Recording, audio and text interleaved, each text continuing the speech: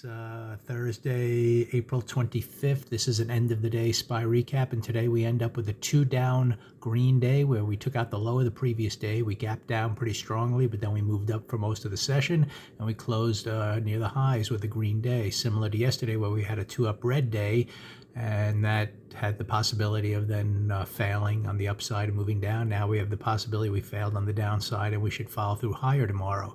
What's interesting there, if we get a 2-up tomorrow, that projects up to this area here as our target, the high on Wednesday. That would kind of set a green inside bar to end the week. And then you could expect that bar, to test higher into next week, but it would be an inside bar, and we would see if it continues towards its target up here, or if it and again, I'm assuming we get a green inside bar and we go up, we could then fail and come back through the midpoint of that bar. So it's still kind of a big question mark what's happening here after last week's big red week. It looks like given this price action, we're not going to test those lows this week, but we could end up with an inside bar here that then has the, if it stays strongly green by the end of the week, then it, you'd likely expect follow through higher, but if we can't get to the top of that, then look for a potential failure. Maybe this came down in 3 weeks, we're pausing, and eventually it moves lower. But if things move up strongly and kind of hit their targets, all of a sudden the month ends with a red bar, one red bar down that has a big buying tail, and that could just be good pausing action for an eventual uptrend. So we're still going to see what happens. I mean, it's possible after this move up, we gap down and stay below the midpoint, and we close the week, strongly.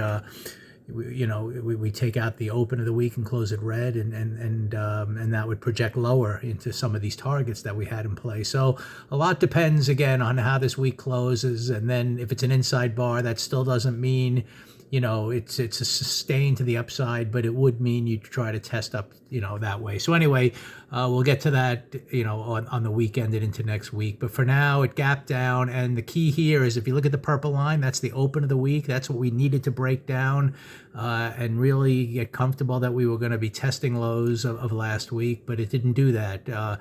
It came down on a 2 down on a big gap. It kind of hit its broadening target, which was this first bar, and then we wanted to see if it would follow through and take out the the open of the week and then the lows of this next bar. And what happened was price action right out of the gates kind of paused, and then it closed red. So if you were inclined to, you could have bought puts here anticipating that.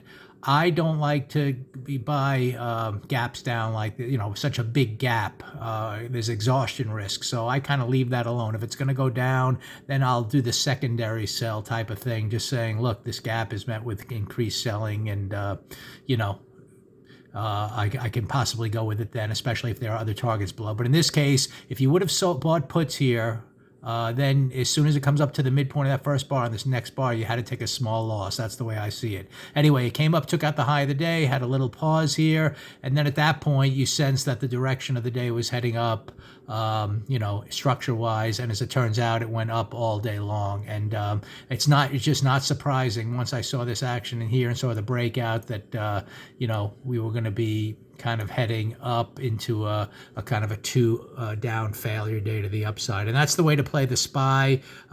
If you took a loss here and you're just kind of holding below the midpoint of the prior day, you don't want to touch it, then fine. But there was no rollover that started testing these lows anywhere after you had that first failure move to the downside. Once it broke out, it never tested these lows again. So it was only to the upside all day in terms of structure. I happened to play NVIDIA right from the start to the upside, and I shot videos on that. I also discussed once I exited here, there could be a good secondary buy, and this green bar right here gave you the chance for another push up to new intraday highs. So a reversal day, it looks like, after a gap down, that could lead to some positive things going forward if price wants to follow through towards the end of the week, with some of those contexts in mind. Once we get the inside week here, and knowing that we're coming to the end of the month, that might not close strongly red, and mean that it's just kind of a pause area in the bigger picture as it's heading up. So we will find out a lot as the week closes tomorrow, and we will see where price opens tomorrow relative to the daily chart and go from there.